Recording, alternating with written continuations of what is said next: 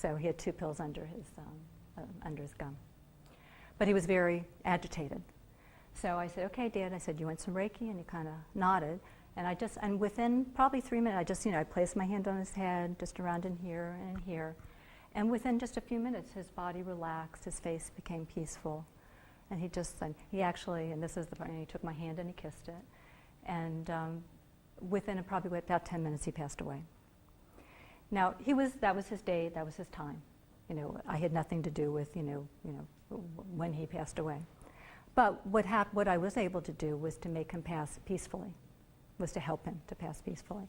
And he was going to go one way or the other, but, so it can do that. It can help with a terminally ill patient to have a more peaceful transition. So it's used a lot in hospice. I've been, at one point, I don't do it presently, but I was with the VNA Hospice of Central Jersey and would see patients. They do a wonderful, and there are a lot of hospices who do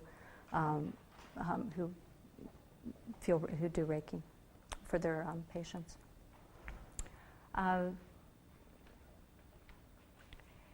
Just a couple of stories. When there's, a lot of times people have an idea of what they want from a Reiki session. So they want something. Let's say they have a pain. They want their pain to go away. That's not such a, that's what they want. But what's interesting sometimes is that it's not. I always say that the person will get exactly what they need at the moment in time that they have the session. And sometimes we don't necessarily know exactly what we need. But one gentleman at the hospital one day, sometimes what we do at Raritan Bay, we go to the nurse's station and we'll ask for referrals. And we'll say, if anybody, we target pain and anxiety. So I'll say, is anybody that you can recommend that I see today? So they said, oh yeah, go see, I'm going to call him Bob. Go see Bob down the hall. He's been really belligerent and we're all having a hard time. Maybe you can make him a little calmer. I said, okay, whatever. So I walk in and he was very loud and he was, going on and on. So I just introduced myself. I told him what I did and he said, no, not interested. I said, that's fine. And he said, I don't believe in that. So again, I just said, that's fine. I said, I didn't believe in this really when I started. And I told him a little bit of my story, how I got into it. And so he said to me, he goes, well, you sound like you believe what you're talking about, so I'm going to let you try. So it was just like a challenge, So I said, so that's when you want somebody to have a good result. So he was complaining about his ear. His ear was was hurting a lot. So I said, okay. So I'm thinking, okay, do this. Well, I've never seen anybody get so relaxed so quickly in the 20 years that I've been doing this. It was like he was being hypnotized. I mean, within like a minute, he was just like this. His head drooped, his body relaxed. And I was like, oh, good. He's really, he's going to like this. It's really good. It's really good. So we finished. And he looked at me and goes, never been so relaxed in my life. This is great. He needed help to get into bed. One of the PCAs came and helped him into bed. And he looked at me and he goes, I guess it didn't work. I said, oh. Because I'm thinking he's going to say, I've never felt so relaxed. This is the best thing I've ever had. I said, oh, why do you say that? He goes, my ear still hurts. So, that's why, so it's not a cure-all, it's like, but he did get a wonderful benefit. He got a benefit that he'd never been as relaxed in his entire life. So you have to think about it, and who doesn't want to be relaxed? Obviously, he wasn't crazy. He wasn't crazy about being relaxed. But, so it's interesting how, so when you go in, it's usually what I will say to somebody is, you might have an idea, an intention. I usually say make an intention of what you'd like, to think about today, whether it's relaxation, whether it's pain relief, whatever it may be. But also then just to allow yourself to receive exactly what you need at this moment in time.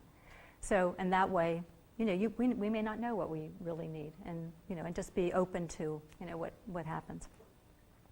So, people can experience deep sleep. Can have just a little TLC, which is nice. We all need a little TLC.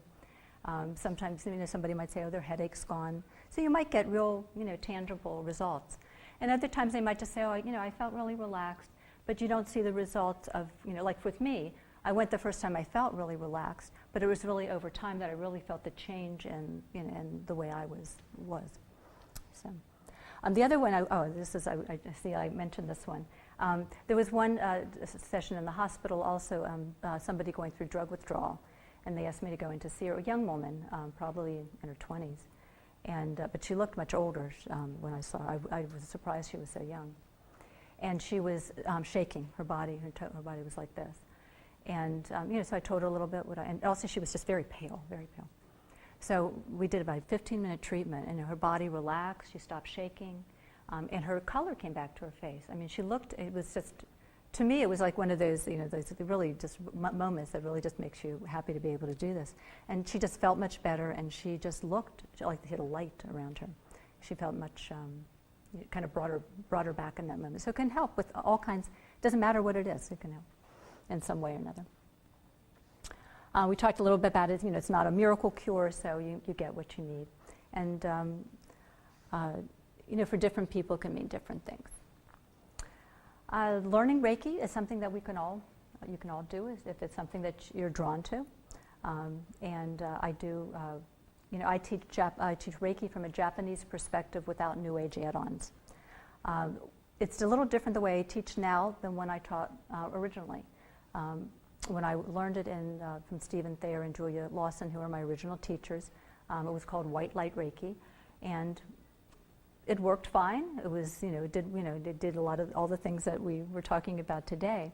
But there were some New Age things that were added. In the 80s, you'll find a lot of people who practice Reiki today have added things to it, because that's the way they were taught. We teach the way we learn.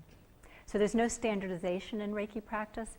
So you really, if you're interested in it, need to do some research and talk about it. Talk to the teacher about the way they teach and how they feel about it, what their perspective is on practice.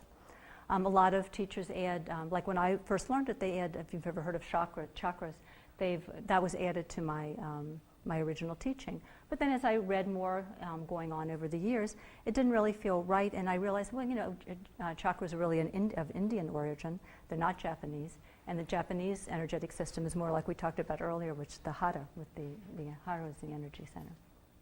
So I started looking at other teachers, reading different books, talking to different people.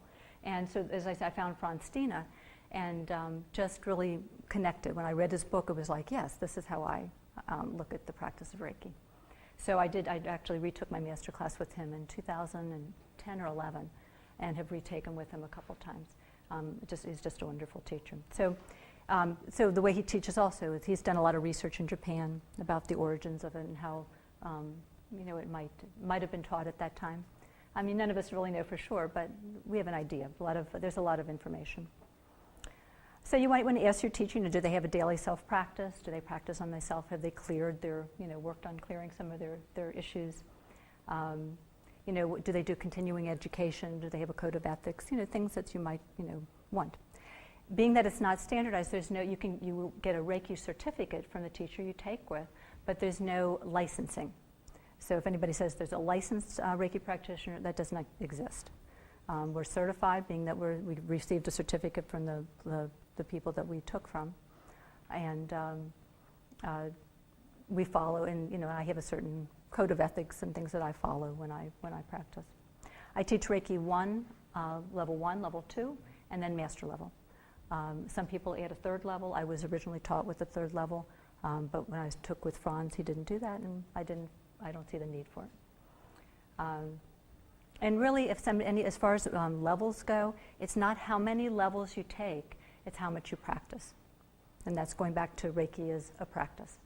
So if you take a level 1, Ginger, let's say you take a level 1 and you practice all the time, and you're practicing on yourself and your pets, if your cats or your dogs, or your family, your friends, and that may be all you feel that you need. And if you practice, you could be a very, very effective practitioner. And then you might want to learn some more about the practice, so you might want to take the second level. And second level, usually if somebody's going to have a practice outside of their family, you really want somebody who's taken a second level class. And then somebody, if they want to eventually learn to teach. And also there's other reasons to take a master level even if you don't want to teach. There's some more aspects to Reiki that are interesting to know and helpful in your practice. But if you look at somebody, if you're looking on your somebody's card and it says Reiki Master, you want to ask them some questions. Do you practice every day? How long have you practiced? Because somebody who's a level, let's say Ginger, you've taken that class and you're practicing all the time, and we have somebody's done Reiki Master level who doesn't really practice. They took the class, but they really don't do anything with it. then you could be a much more effective practitioner than somebody who has that title. So it's really about what you put into it, because it's an energetic practice. And it's really a lifelong practice. It's not something that, that you stop learning. It's always continual. And it changes and grows as you change. So I'm going. I'll tell you. I was going to tell you just some. I have a few things coming up. I've left some. I'll take questions in a minute if you'd like. On April 6th and June 1st, I have classes at the hospital. I teach here, as I said, I teach at Raritan Bay Medical Center. So those are coming up, and I'd be happy to give you information if that's anything that interests you. And I also do private sessions as well. And I offer a healing circle once a month to anybody, open to anybody. We do chair treatments, and that's that's at Yoga and Herbs in Marlborough on the last Friday of the month from 7 to 8. And if you're a practitioner, get in touch with me because I do offer practice groups. I usually do it the third Wednesday of the month at my place in Old Bridge, and that's open to anybody as well, as long as you're a practitioner. Integrated energy therapy is the other work that I do. If you're interested in that, I'm more than happy to have you look at my website and read about it. And I have a class coming up in June 7th and 8th. And you can always contact me, and private sessions are ongoing.